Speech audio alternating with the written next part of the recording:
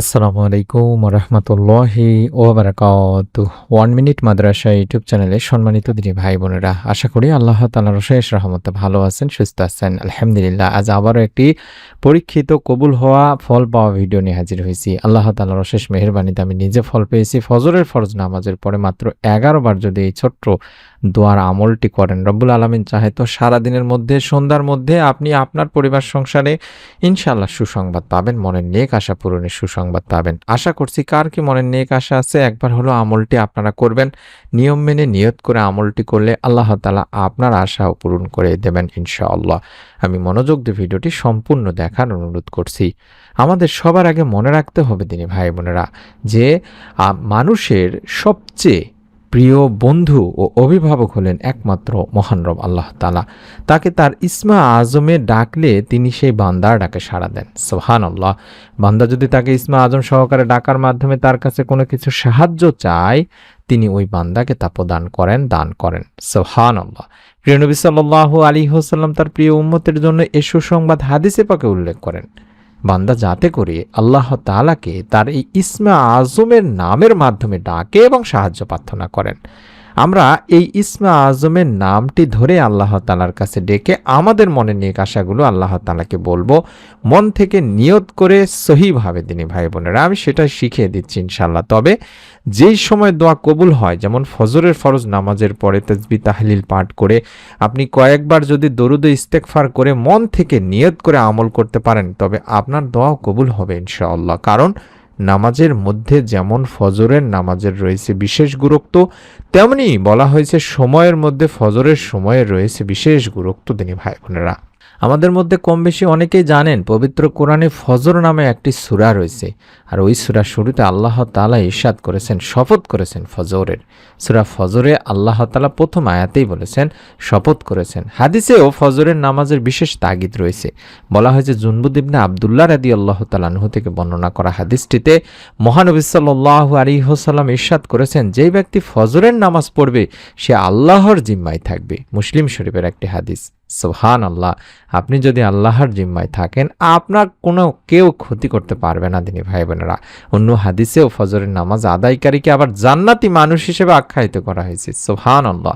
আবু মুসা আশআরী রাদিয়াল্লাহু তাআলা আনহু থেকে বর্ণিত, রাসূল পাক সাল্লাল্লাহু আলাইহি ওয়াসাল্লাম ইরশাদ করেছেন, যে ব্যক্তি দুটি শীতল সময় নামাজ আদায় করবে, অর্থাৎ ফজর ও আসরকে বোঝানো হয়েছে, তবে সে জান্নাতে প্রবেশ করবে। এটি সহিহ হাদিস, বুখারী মুসলিম শরীফের। আমার দিনী ভাই বোনদের কাছে অনুরোধ করব, অনেকেই আছেন রিজিকে বরকত চান। রিজিকে বরকত আসবে এই ফজরের নামাজের সময় আমল করলে। আল্লামা ইবনুল কাইয়িম রাহমাতুল্লাহি আলাইহি বলেছেন, যেটা সকালবেলার ঘুম ঘরে রিজিক আসতে বাধা দেয়, কেননা তখন রিজিক বন্টন করা হয়। তাই যদি কেউ ফজরের নামাজ আদায় করার পরে বেশি বেশি করে তাসবিহ তাহলিল পাঠ করতে পারে, তবে আপনার এই আমলটি ফেরেশতারা আল্লাহ তাআলার কাছে পৌঁছায় দিবেন। কারণ এই সময় ফেরেশতাদের পালাবদল হয়, তাদের দায়িত্বের পালাবদল হয়। এটি সরাসরি মহান রব্বুল আলামিন আল্লাহর দরবারে আপনার নামকে আলোচিত হবে। বলা হয়েছে যে তোমাদের মাঝে পালাক্রমে দিনে ও রাতে ফেরেশতারা আসে, তারা আসর ও ফজরের সময় একত্রিত হয়। যারা রাতের কর্তব্যে নিয়োজিত ছিল তারা এই সকালবেলা অর্থাৎ ফজরের সময় উঠে যায়। আল্লাহ তো সব জানেন, তবুও ফেরেশতাদের মাধ্যমে শুনতে চান। তাদের প্রশ্ন করেন যে আমার বান্দাদেরকে তোমরা কেমন রেখে এলে বা দেখে এলে? ফেরেশতারা তখন বলেন, আমরা আপনার বান্দাদেরকে নামাজরত অবস্থায় রেখে এসেছি বা দেখে এসেছি, আর যখন আমরা গিয়েছিলাম তখনও তারা নামাজ আদায়রতই ছিল। তাই এই দুই ওয়াক্তের সময়কে গুরুত্ব দিয়ে আমল করবেন। আমি আমার ম্যাক্সিমাম ভিডিওতে আপনাদেরকে বলে থাকি, ফজর ও আসরের নামাজকে গুরুত্ব দিবেন দিনী ভাই বোনেরা। এই দুই সময়ে ফেরেশতারা পালাবদল করে থাকেন। আল্লাহ তাআলা ফেরেশতাদের কাছে জানতে চান আমার বান্দাদের অবস্থা সম্পর্কে। প্রথমেই বলেছি, রব্বুল আলামিন আল্লাহ তাআলা জানেন সব কিছু, তারপরেও ফেরেশতাদের মাধ্যমে জানতে চান। আমরা যদি সেই সময় নামাজ অবস্থায় থাকি, তাহলে ফেরেশতারা আমাদের বিষয়ে সাক্ষী দেবেন যে আপনার বান্দা ইবাদতে রয়েছেন, নামাজে রয়েছেন, দোয়াতে রয়েছেন। আর ফজরের সময়ের আমল এতটাই পাওয়ারফুল আমল দিনী ভাই বোনেরা। ফজরের নামাজ কিয়ামতের দিন আপনার জন্য নূর হয় দেখা দিবে। যারা রাতের আধারে মসজিদের দিকে হেঁটে যায়, তাদেরকে কিয়ামতের দিন পরিপূর্ণ নূর প্রাপ্তির সুসংবাদ দাও। হাদিসে এটি বলা হয়েছে দিনী ভাই বোনেরা। তাই এই গুরুত্বপূর্ণ ফজরের নামাজ আদায় করে তাসবিহ তাহলিল পাঠ করে অন্তত সর্বপ্রথম কয়েকবার দরুদ শরীফ পড়ে নিব আগে, এই দোয়াটি পড়ার আগে। অর্থাৎ হযরত বুরায়দা রাদিয়াল্লাহু তাআলা আনহু থেকে বর্ণনা করা হাদিসটিতে আল্লাহ রাসূল সাল্লাল্লাহু আলাইহি ওয়াসাল্লাম এক ব্যক্তিকে, হতে পারে আবু মুসা রাদিয়াল্লাহু তাআলা আনহু, এইরূপ বলতে শুনছিলেন। অর্থাৎ যে দোয়াটি আমি স্ক্রিনের মধ্যে দেখাচ্ছি এই দোয়াটি আমাদেরকে পড়তে হবে অন্তত নিয়ম মেনে দিনী ভাই বোনেরা। অর্থাৎ এই দোয়াটি করতে শুনছিলেন আবু মুসাকে অথবা এরূপ কাউকে, আল্লাহুম্মা ইন্নী আসআলুকা বিআন্নাকা আনতাল্লাহ লা ইলাহা ইল্লা আনতাল আহাদুস সামাদ আল্লাযী লাম ইয়ালিদ ওয়া লাম ইউলাদ ওয়া লাম ইয়াকুল লাহু কুফুয়ান আহাদ। আশা করছি আরবি এবং বাংলা দুটি উচ্চারণই আপনারা স্ক্রিনের মধ্যে দেখতে পাচ্ছেন দিনী ভাই বোনেরা। এই ছোট্ট দোয়াটি আপনি মাত্র 3 বার পাঠ করবেন। আবারও বলছি, আপনারা মোবাইলের ছবি উঠায় নিন, দেখে দেখে হলেও মাত্র 3 বার পাঠ করবেন। এই দোয়াটি পড়ার আগে যে ছোট্ট দরুদটি দেখতে পাচ্ছেন, অর্থাৎ আল্লাহুম্মা সাল্লি ওয়া সাল্লিম আলা নাবিয়িনা মুহাম্মদ, এই ছোট্ট দরুদটি 11 বার আগে পড়ে নেবেন। দরুদ পড়ব এই জন্যে যে দরুদবিহীন দোয়া আল্লাহ তাআলার কাছে পৌঁছায় না। তাই দোয়ার সময় অবশ্যই আল্লাহর প্রশংসার পাশাপাশি আল্লাহ রাসূল সাল্লাল্লাহু আলাইহি ওয়াসাল্লামের প্রতি দরুদ পড়তে হবে। হাদিসে বলা হয়েছে, হযরত আনাস রাদিয়াল্লাহু তাআলা আনহু বর্ণনা করেছেন, আল্লাহ রাসূল সাল্লাল্লাহু আলাইহি ওয়াসাল্লাম এভাবেই বলেছেন, যতক্ষণ আল্লাহ রাসূল সাল্লাল্লাহু আলাইহি ওয়াসাল্লামের উপর দরুদ পড়া হবে না ততক্ষণ তা বাধাগ্রস্ত অবস্থায় থাকবে। অর্থাৎ আপনার দোয়া আল্লাহ তাআলার কাছে পৌঁছাবে না দিনী ভাই বোনেরা। এই দোয়া আল্লাহ তাআলার কাছে যদি না পৌঁছায় তাহলে কবুলও করা হবে না বা কবুলও হবে না। তাবারানী শরীফের একটি হাদিস। তাই দোয়ার সময় বেশি বেশি দরুদ পাঠপূর্বক দোয়া করবেন। দরুদ 11 বার পড়ে নেবেন, যে ছোট্ট দরুদটি দেখাচ্ছি, তারপরে মাত্র 3 বার পাঠ করবেন, আল্লাহুম্মা ইন্নী আসআলুকা বিআন্নাকা আনতাল্লাহ লা ইলাহা ইল্লা আনতাল আহাদুস সামাদ আল্লাযী লাম ইয়ালিদ ওয়া লাম ইউলাদ ওয়া লাম ইয়াকুল লাহু কুফুয়ান আহাদ। আল্লাহুম্মা ইন্নী আসআলুকা বিআন্নাকা আনতাল্লাহ লা ইলাহা ইল্লা আনতাল আহাদুস সামাদ আল্লাযী লাম ইয়ালিদ ওয়া লাম ইউলাদ ওয়া লাম ইয়াকুল লাহু কুফুয়ান আহাদ। এভাবে 3 বার পড়বেন। এই দোয়াতে বলছি, হে আল্লাহ, আমি তোমার কাছে প্রার্থনা করি এবং আমি জানি যে তুমি আল্লাহ, তুমি ব্যতীত কোনো মাবুদ নেই, তুমি এক অনন্য মুখাপেক্ষীহীন অন্যদের নির্ভরস্থল, যিনি জনক নন জাত নন এবং যার কোনো সমকক্ষ নেই। তখন রাসূল সাল্লাল্লাহু আলাইহি সাল্লাম বললেন, সে আল্লাহকে তো তার ইসমে আজম বা সর্বাধিক বড় ও সম্মানিত নামের সঙ্গে ডাকলো।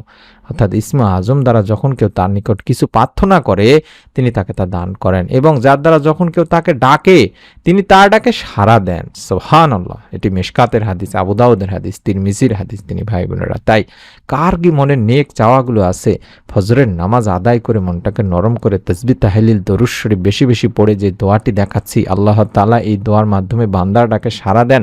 এই সময়ে দোয়া আল্লাহ তাআলার কাছে পৌঁছায় দেয় ফেরেশতারা। সেই সময় যদি আপনি মন থেকে নিয়ত করে দুনিয়াবি সমস্ত চিন্তা বাদ দিয়ে এমন অস্থিরতা, এমন বিপদের মধ্যে আছেন যে দুনিয়ার কোনো শক্তি আপনার কোনো উপকারে আসতেছে না, তখন আল্লাহ তাআলার শরণাপন্ন হয়ে যদি আপনি আমলটি করতে পারেন, এই বিশ্বাস নিয়ে যে আল্লাহ আমাকে আমার চিন্তা, আমার চাওয়ার, আমার সমস্ত কল্পনার বাইরে থেকে আমাকে সাহায্য করবেনই করবেন, যেহেতু আমার রব আমার কথা শুনছেন, রব আমাকে সাহায্য করবেন, এভাবে যদি দোয়া করেন আল্লাহ তাআলা আপনাকে অবশ্যই অবশ্যই সাহায্য করবেন তিনি ভাই বোনেরা। মন থেকে নিয়ত করে একবার আমলটি করে দেখুন কার কি চাওয়া আছে। হতে পারে আপনি দুনিয়াতে নেক সন্তানের জন্য অশান্তির মধ্যে আছেন, দুশ্চিন্তার মধ্যে আছেন, পারিবারিক সমস্যার মধ্যে আছেন, হতে পারে আপনি অভাবে আছেন, হতে পারে আপনি পারিবারিক কলহের মধ্যে আছেন, অশান্তির মধ্যে আছেন। আল্লাহ তাআলার কাছে বলুন দিনী ভাই বোনেরা, আমরা মন থেকে দোয়া করি। আপনারা আমলটি একবার হলেও করুন। আমাদের কমেন্ট সেকশনে আমাদের মা ও বোনদের ভাইদের জন্য দোয়া চান। আপনাদের কাছে আপনাদের একটাই অনুরোধ থাকবে, আপনি নিজে আমল করে আপনার নিকট আত্মীয় স্বজনদের জন্য আমলটির কথা বলবেন বা তাদের কাছে ভিডিওটি শেয়ার করে দিবেন, তাদের কাছে আপনি ভিডিওটি পৌঁছায় দেবেন। এর সব আপনি আল্লাহ তাআলার পক্ষ থেকে অবশ্যই পাবেন। আর আমরা প্রতিনিয়তই নতুন ভিডিওগুলো দেওয়ার চেষ্টা করছি। ইনশাল্লাহ এরকম ভিডিওগুলো যদি আপনাদের ভালো লেগে থাকে, সবার আগে পাওয়ার জন্য হলো আমাদের 1 মিনিট মাদ্রাসা চ্যানেলটি সাবস্ক্রাইব করে রেখে দেবেন, নতুন ভিডিও আপনার কাছে পৌঁছে যাবে। আবারও বলছি, কমেন্টে দোয়া চান, আমরা মন থেকে দোয়া করি আল্লাহ রাব্বুল আলামিন যেন আপনাদের যার যার মনে নেক ও ভালো আশাগুলো এই আমলের ওসিলায় পূরণের সুসংবাদ দেন। আমিন। আসসালামু আলাইকুম ওয়া রাহমাতুল্লাহি ওয়া বারাকাতুহু।